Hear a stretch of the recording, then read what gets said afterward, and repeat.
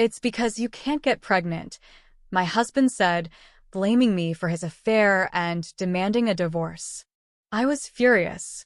He thought everything would be settled with the divorce, but he was mistaken. The real drama starts now. My name is Maria. I'm 43 and divorced a few months ago. My ex-husband, Johnson, is 48, and we didn't have any children. Sadly, the reason was on my end, but the original cause was partly Johnson's fault too. We married when I was 33, already close to the age for a high-risk pregnancy. I wanted to start trying for a baby as soon as possible. I went to the gynecologist to make sure there were no issues with my health. Unfortunately, Johnson got a big project at work, making it impossible to try for a baby. He was assigned to set up a new branch office in another state and had to stay there during the week, only returning home on weekends. Johnson asked me, "I'll try to come home on weekends, but if we have a kid, you'll be mostly on your own. Are you okay with that?" Not feeling confident managing alone, I hesitated to answer. We couldn't count on help from our families either, as they lived far away. Believing Johnson's words that he might return in a year, I gave up on trying for a baby for the time being. But his assignment ended up lasting 3 years. When he finally returned, we eagerly started trying to conceive, but with no success.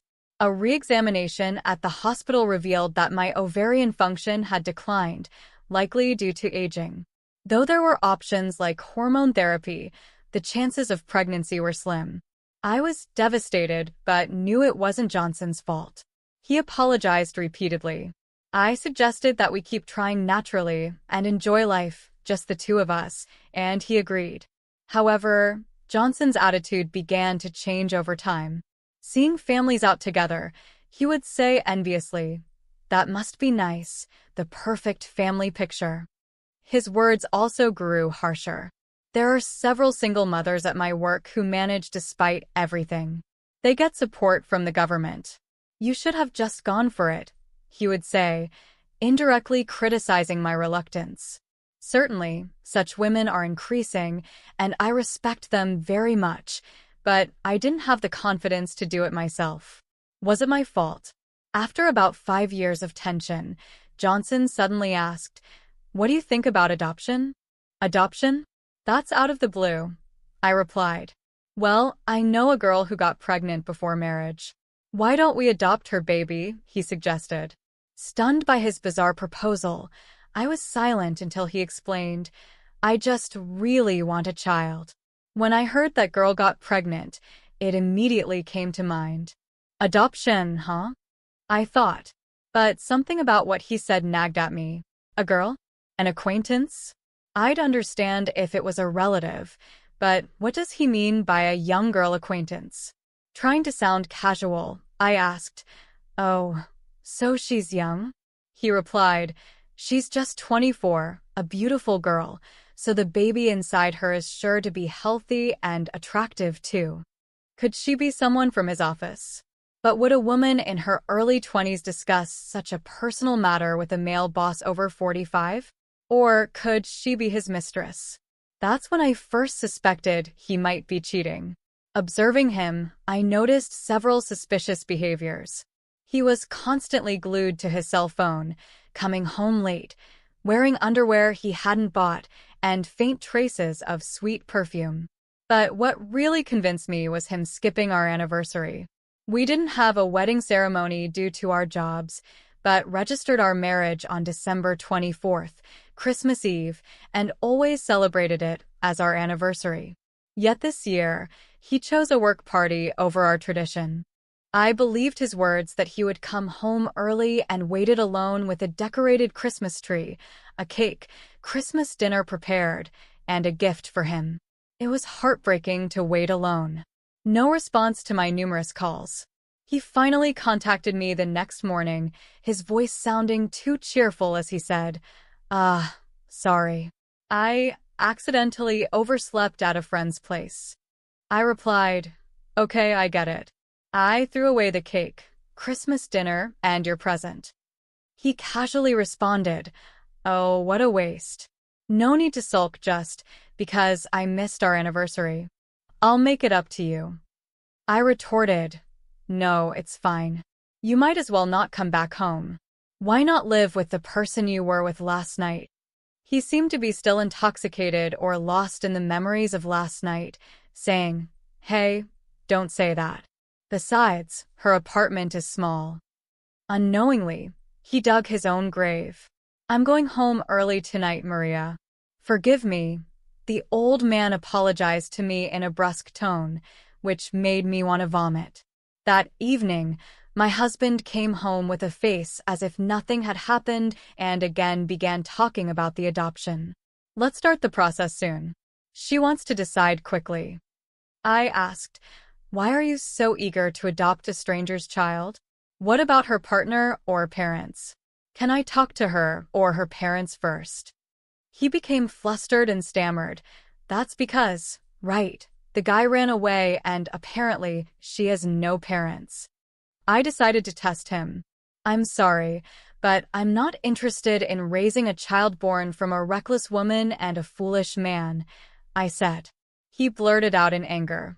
What? You're insulting me and Jenna. There. He fell right into my trap. Realizing his affair was exposed, he finally understood. You could have just asked for a divorce instead of making me raise your, and this Jenna girl's child. That's called cunning, I said. Apparently, Jenna, unable to raise a child but still wanting to give birth, had convinced him of this plan. He said, it's your fault for not being able to have kids. You should be grateful I'm letting you raise my child. That was it. I snapped and said clearly, then let's go to court and see who's right. He lost his temper too. Fine. I don't want to see your face again. Divorce. Get out. Hearing that, I placed the divorce papers I had received earlier in front of him. Caught off guard, he signed them, unable to back down. I didn't want to spend another second with him. I gathered my essentials, filed the papers, and went back to my parents' house. A week later, he called me. Your stuff is still here. Pack it up and get out. Take everything. I informed him I'd come with my lawyer over the weekend. Shocked by the mention of a lawyer, he reluctantly agreed. When I threatened to go to his office unless we settled on alimony and property division, we eventually agreed on a settlement of $150,000 in total. But the next day, on my way back from a part-time job, a young woman approached me. It was the infamous Jenna. She was Johnson's type, short with long hair and cute, but her heavy makeup made her look tacky. I can't pay it all at once, she yelled in a shrill voice as soon as she opened her mouth.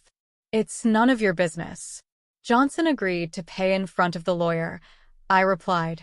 He actually hesitated, but he didn't want to deal with me any longer and eventually gave in. Why did you call me there? She demanded. That's something you should ask Johnson, I said, unimpressed. I thought we could just ditch the alimony sneakily, she mumbled. So she planned to make partial payments and then disappear by moving or changing jobs. Well, sorry for you, but you can live in that house, right? I remarked. That's Johnson's house, isn't it? What about the mortgage? She asked. It's in Johnson's name, and the mortgage is fully paid off, I informed her. Well, I guess that's okay then, she said, backing off with a tone that suggested she was up to something.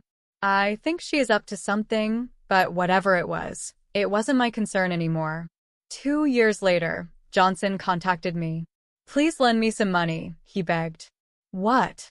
I asked in disbelief. Those two are spending like crazy, he exclaimed. Apparently, Jenna's mother had conveniently moved up to the city and was staying in that house. According to Jenna, Johnson wanted a child, so I gave birth, but I never said I'd raise it. Once she realized she could have pawned the child off on me, she said, raising a child is hard, so I'm calling mom, and brought her mother from the countryside. Johnson initially welcomed her, thinking she'd help with the child care, But it turned out neither she nor Jenna was doing much parenting and instead spent their time frolicking. Well, knowing her mom, that figures, I said, unimpressed. Then Johnson, who still seems to like Jenna, suddenly yelled at me, "Don't insult Jenna. She agreed to marry an old man like me and even had my child. It's all your fault for not being able to have kids," he accused, bringing up the past. Okay, I can't argue with that. But can I say something? I asked, "What now?" He grumbled, "Remember when I went for a fertility check 3 years ago? You were tested too, remember?" "I do," I reminded him. "Yeah, I guess," he recalled. "I went to hear the results alone. Actually, they said you had issues too," I revealed. "What?" he gasped in shock. The gynecologist had mentioned that for his age, Johnson's sperm quality was quite poor, making pregnancy unlikely even if I had no issues. I had learned of my problems first, so I assumed I was the main cause and didn't want to hurt him by revealing his results. "That can't be. Jenna got pregnant," he argued in denial. "Whether it's your child or not, I don't know," I said, silencing him. His reaction suggested he might have had doubts himself. I rubbed salt in his wound. "Even if a DNA test proves it's not your child, it might not change anything." "What do you mean?" he asked, confused. "The child is over a year old, right?" I pointed out. "So what?" he pressed. "Current law doesn't recognize paternity disavowal suits filed after a year since birth," I explained. "If discovered after a year, a different lawsuit is needed, often leading to disputes. Even if a DNA test proves no biological relation, there's a chance of losing the case." "Why?" "The test clearly shows it's not my biological child," he protested. "Well, there's a Supreme Court ruling. Even after divorce, the man had to pay child support," I explained thoroughly. Hearing this, Johnson just muttered, "It can't be. It's not true," in a trembling voice. "Sorry for your troubles." According to neighbors, those two, or rather three, are constantly battling every day. It's unclear if the child is Johnson's or not. "We're getting divorced. Get out. Sell this house and pay child support. I'm never leaving. You get out." Such arguments are heard daily, and they're reportedly quite intense. They've had the police called on them multiple times, and both women have even been detained. As for me, I'm currently living with my parents. I don't know what the future holds, but I'm enjoying my single life, keeping busy with work and hobbies.